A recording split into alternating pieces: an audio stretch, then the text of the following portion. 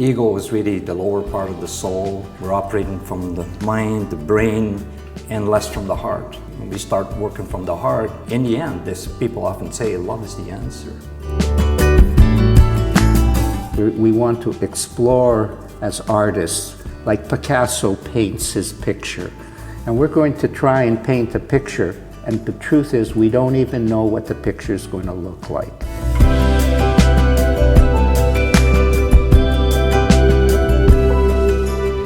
Hello, Richard Lehwald here once again. The essence of things is that we're a spiritual being, and we are allowing our spirits to awaken and be guided. Therefore, coming free from our physical bodies that tend to dominate everything and gets a center on the physical part of life. So, let Harry introduce himself here this morning. Hi guys, Harry Derbitsky, president of ACT Training, Advanced Coaches Training.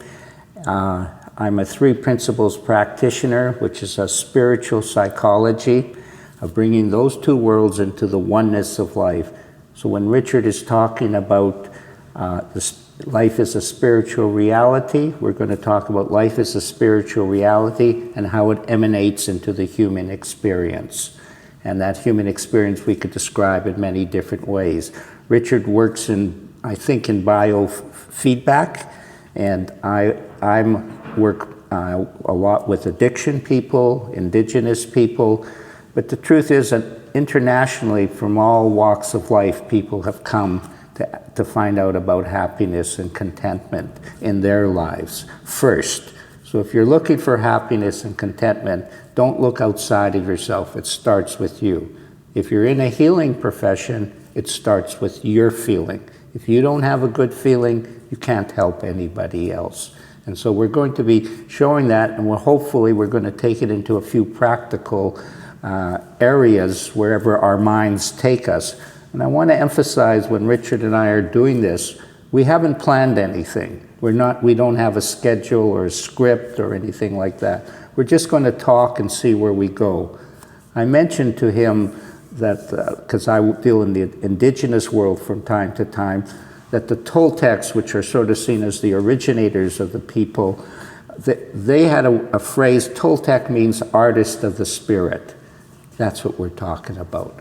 We want to explore as artists, like Picasso paints his picture. And we're going to try and paint a picture, and the truth is we don't even know what the picture is going to look like. Thank you. So, as we go through life, it's very much even like Picasso paints. We have this glass of water, we partake of the water, and water needs to flow, okay? When we allow water to flow, it's just like if water is stagnant and it sits there, pretty soon it takes on bacteria, right? So it's like that with our lives, you know? So, because we're spiritual beings, and that's not meaning we are religious, because that's the problem. People say, well, they identify themselves along one religion, they leave one and they go to something else, and maybe they enter into politics, which is another form of religion. We need to be allowing our spirits to just flow, and everything being energy. We're energy. When we're allowing that all to flow, again, it doesn't become stagnant. This is when we can be really, truly free. So, well, let's examine the difference between spiritual and religion just for a second, sure, for the definition of it. I myself am very spiritual, but not religious at all. And religion I see is the essence of religion, all religions, is pure truth. So I'm not condemning religion. I'm not suggesting that there isn't pure truth and it hasn't saved many a person's life. Certainly in the addicted world, it has. And so, but it's a man-made interpretation of spirit. And since spirit is formless, it's impossible to put it in a form. And so people try to explain it from that perspective. And when people talk about the Bible, they always go, is it literal, or is it an image of a metaphor? And the reality that we're talking about, it's a metaphor. We're talking about life is a metaphor, because you can't actually describe what spirit is. No. It's invisible, formless. How can you talk about formless? Formless means it includes me. Right. And I can't describe how I am formless when you are obviously seeing my face and the bad jokes that I tell and all that type of stuff. So spiritual is a feeling within you that you have experienced. Some people call it the I amness. Some people call it oneness. And we're going to try and delve a little bit into this oneness so that you can see a little bit of what Richard is trying to point towards, that life is spiritual and emanates through us as a human experience. So, being spirit in nature, when we enter into this world, we enter into this body that takes on these confines, which then, again, is being labeled. Immediately, you're born. Well, could you explain that a little bit more to the people? Okay, well, the spirit being free form, right? Immediately when we come into this construct, being this physical body, it's got confines, right? And you notice with children, when they're young, they'll grab a pen or whatever. It's just like you say Picasso, they just go along and they create and says, look what I got here, look what I created, because we're meant to be creative beings, right?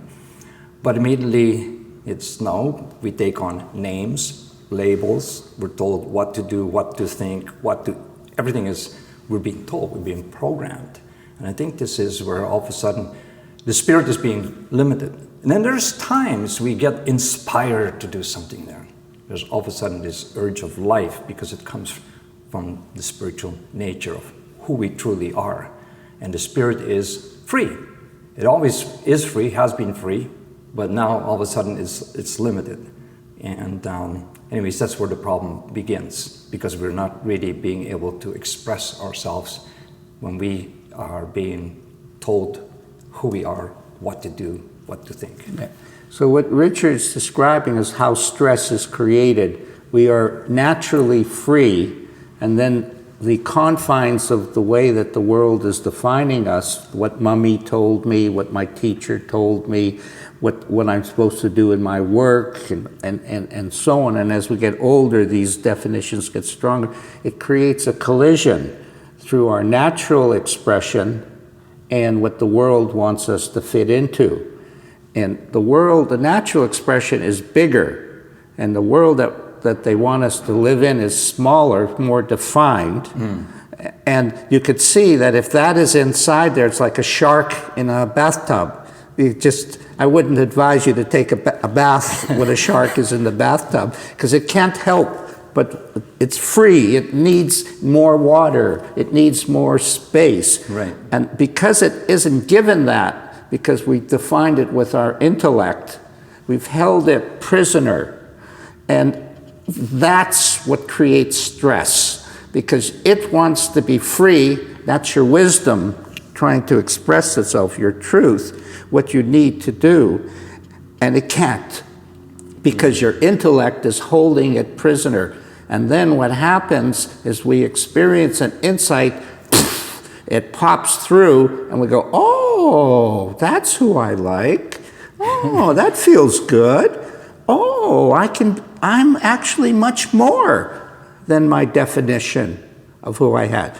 That definition of who you are is called ego.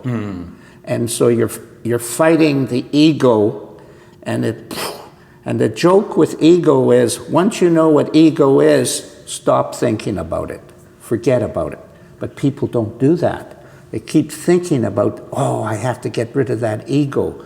No, the thinking about it is the definition of what it wants you to do. It wants that. Because every time I'm expressing I'm not so free, it's creating form. It's creating concept. It's creating addition to the mass. And that definition holds you prisoner, and that's what creates stress. And then people do express it in their speech. Because how often people, I am this. It's I, me, self.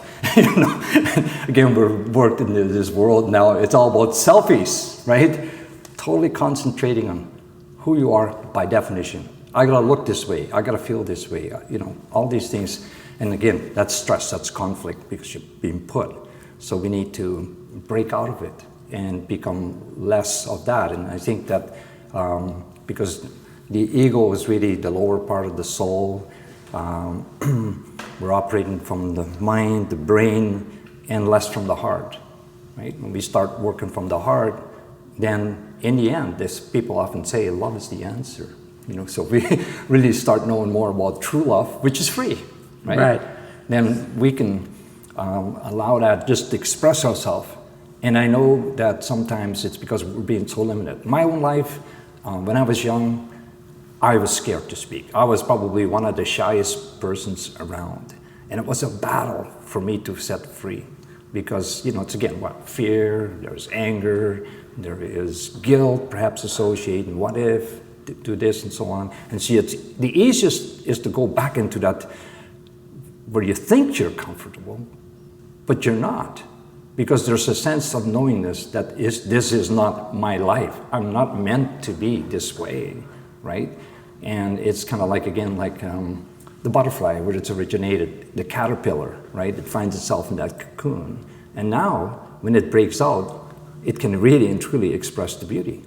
So there's the beauty in every single person, right? So if they can be set free from the cocoon that's holding them and get out there, like again, the butterfly, when it flies, is wonderful. So the beauty, the colors, and everything else, the energy is expressed, right? And it just floats around. Again, just let it flow. So one of the things that I caught from what Richard was talking about, first of all, we're seeing what the expression of spirit is through the butterfly metaphor. You see how effective that is in comparison to, say, spirit. The butterfly, that's spirit, except it's a metaphor, and you can capture the picture. But what happens, what Richard was describing, is he had confines, struggles, and those struggles should not be seen as bad or negative, or you have a problem. You can see that in the involvement of Richard, those struggles are what made the butterfly happen. Yes. The butterfly isn't born a butterfly, it's born in that whole expression until it becomes a butterfly.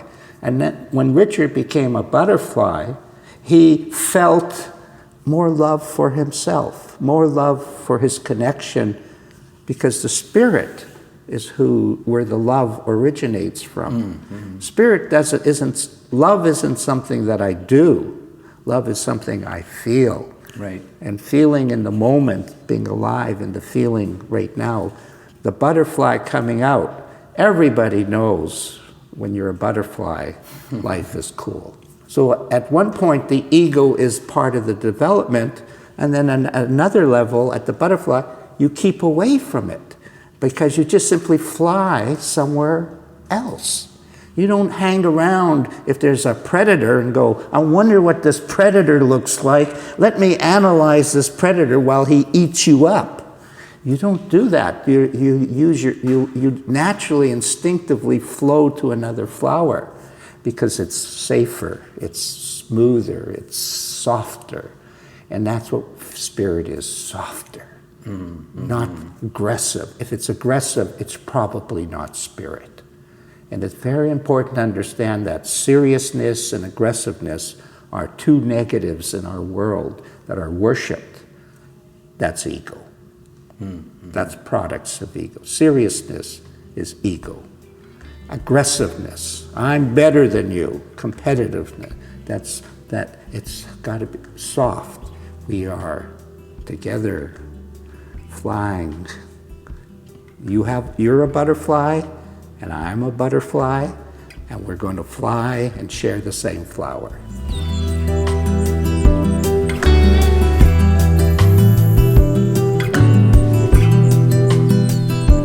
So Harry, where can people find you?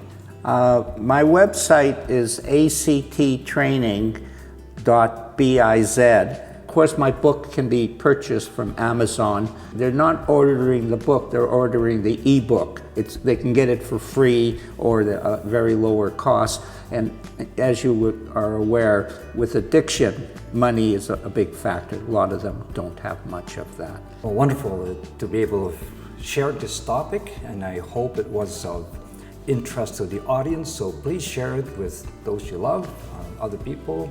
Make some comments if you have any questions. We would love to hear from you. Thank you once again. Enjoy the day.